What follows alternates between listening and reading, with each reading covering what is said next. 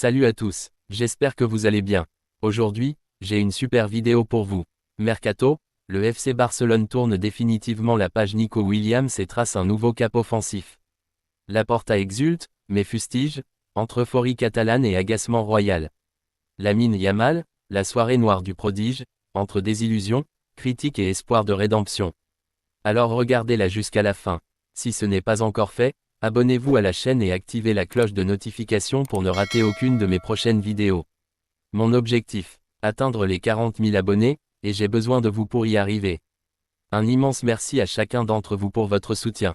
Vous êtes les meilleurs. Laporta exulte, mais fustige, entre euphorie catalane et agacement royal. La nuit européenne fut contrastée pour le FC Barcelone. Sur la pelouse brûlante du Signal Iduna Park, les hommes d'Hansi Flick ont connu leur première défaite de l'année civile 2025, battus 3-1 par un Borussia Dortmund inspiré, combatif et porté par un public incandescent. Une performance catalane bien loin des standards habituels, probablement l'une des plus ternes depuis le début de la saison. Pourtant, dans cette tempête allemande, un rayon de soleil persistait, celui de la qualification. Grâce à leur démonstration au match aller, 4-0, les Blaugrana, malgré la déconvenue, ont décroché leur billet pour les demi-finales de la Ligue des Champions. Une qualification certes laborieuse, mais au goût de revanche, de renaissance même, après plusieurs années de frustration continentale. Le contraste avec l'élimination prématurée du Paris Saint-Germain, défait par Aston Villa dans une autre joute électrique, rappelle que rien n'est jamais acquis à ce stade de la compétition. Chaque match, chaque minute, chaque geste peut faire basculer un destin. Et pour le Barça, ce revers, aussi symbolique soit-il, agit comme un rappel à l'ordre. Une piqûre de rappel pour ne pas se perdre en route, à 2 pas d'un rêve vieux de presque une décennie. Flick, mesuré et respectueux, salue la performance du BVB. À l'issue de la rencontre, Hansi Flick, entraîneur allemand des Catalans, s'est présenté en conférence de presse avec un calme olympien, refusant de sombrer dans l'autoflagellation ou la critique facile. Loin de céder à la déception du soir, il a préféré louer la prestation de l'adversaire. Plus grand que, l'ambiance était fantastique, l'adversaire de grande qualité. Oui, nous aurions pu faire mieux. Mais exiger davantage, ce serait manquer de respect à Dortmund. Ce qui compte, c'est notre qualification. Nous allons continuer à nous battre, à nous améliorer. Cette équipe a du cœur, du talent, et ce soir encore, elle a montré qu'elle savait se relever. Avec ces mots, Flick résume à la perfection l'état d'esprit de ce Barça version 2025, lucide mais ambitieux, conscient de ses failles mais habité d'une volonté farouche d'atteindre les sommets. Laporta, le président triomphant, savoure un moment historique. Du côté institutionnel, la satisfaction était palpable.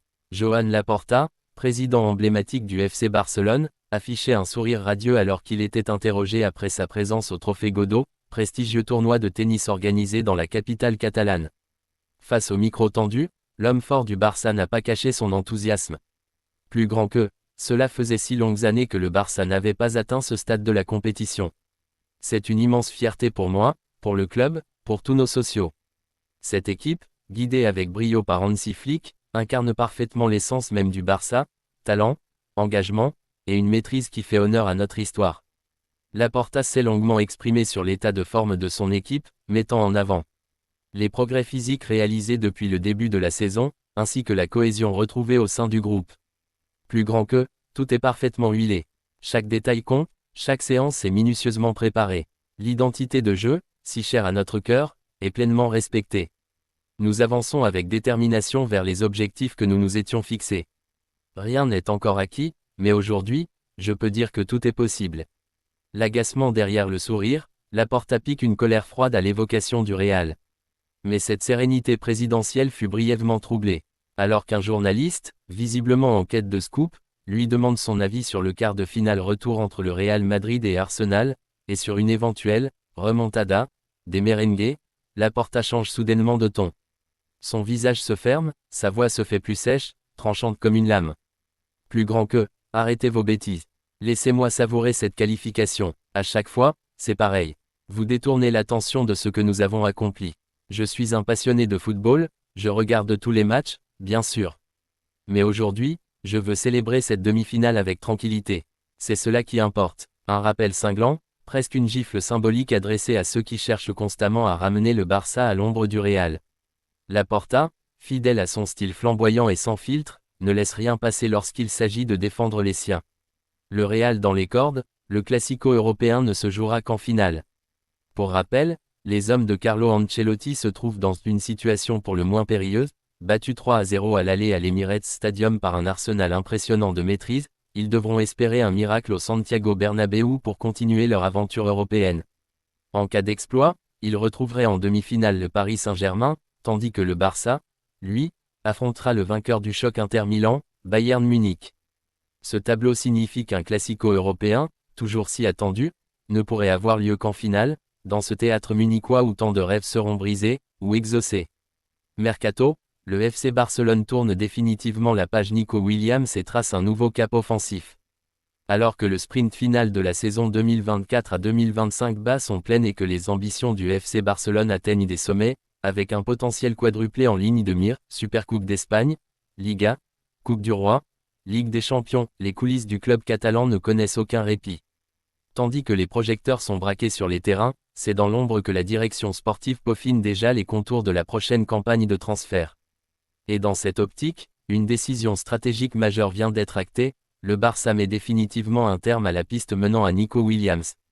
Un feuilleton long et agité, mais désormais clos. Pendant de longues semaines, à l'été 2024, le nom de Nico Williams a été associé avec insistance au FC Barcelone. L'ailier virevoltant de l'Athletic Club, réputé pour sa vitesse, sa percussion et sa capacité à déséquilibrer les défenses adverses, faisait office de cible prioritaire pour renforcer les ailes catalanes. Joan Laporta en personne, accompagné de Deco, avait multiplié les approches, convaincu que le petit frère d'Iñaki Williams pouvait incarner une pièce maîtresse du futur projet offensif de l'institution blaugrana. Mais malgré les tractations et l'intérêt manifeste, le dossier n'a jamais abouti. À l'époque, plusieurs obstacles avaient freiné l'opération, une clause libératoire élevée, une certaine hésitation du joueur à quitter Bilbao, et un contexte financier tendu côté catalan.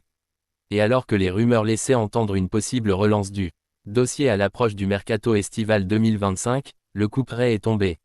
Selon les informations du quotidien Marca, le FC Barcelone aurait décidé de fermer définitivement le dossier Nico Williams. Plus question de temporiser ou de laisser planer le doute, l'option est écartée avec fermeté. Entre stratégie financière et logique sportive, derrière cette décision radicale se cachent plusieurs facteurs d'importance. Le premier, sans surprise, est d'ordre économique. En proie à des restrictions imposées par la Liga et encore en attente d'un assouplissement de ses marges salariales, notamment conditionnées par les revenus à venir des loges VIP du futur Camp Nou, le Barça ne peut pas se permettre toutes les folies. Nico Williams représente un investissement conséquent, tant sur le plan de la clause libératoire que sur celui du salaire, et la direction estime qu'il ne s'agit pas d'une priorité absolue. Mais au-delà des finances, c'est également une logique sportive qui a présidé à cette décision. Depuis plusieurs mois, Hansi Flick a trouvé un équilibre offensif qui lui donne entière satisfaction. Le trio Rafinha, Lamine Yamal, Ferran Torres occupe les ailes et le front de l'attaque avec efficacité, diversité et constance. Rafinha, malgré des débuts mitigés, s'est imposé par son impact physique et son implication défensive. Lamine Yamal, malgré sa récente baisse de régime à Dortmund, demeure une pépite hors norme. Quant à Ferran Torres, il s'est transformé en véritable joker de luxe, capable de s'adapter à plusieurs positions. Robert Lewandowski conserve la confiance du staff. Par ailleurs, la question de la doublure au poste de numéro 9 ne semble pas non plus constituer une urgence pour le Barça. Robert Lewandowski, malgré ses 36 ans, continue de briller sous les ordres de Flick, son ancien mentor au Bayern Munich. Son intelligence de jeu, sa science du placement et son professionnalisme irréprochable font de lui un pilier sur lequel le technicien allemand entend encore s'appuyer la saison prochaine. En cas d'indisponibilité, Ferran Torres ou même Dani Olmo, cible désormais prioritaire selon la presse catalane, pourrait assurer l'intérim en faux neuf, offrant une alternative crédible et polyvalente. Un choix clair pour affirmer une nouvelle direction. Le renoncement à Nico Williams ne doit donc pas être vu comme un aveu de faiblesse, mais plutôt comme le signe d'une clarification des intentions du Barça. Fini les listes de noms interminables et les courses aux étoiles coûteuses. Le club catalan souhaite désormais avancer avec cohérence, stabilité et stratégie.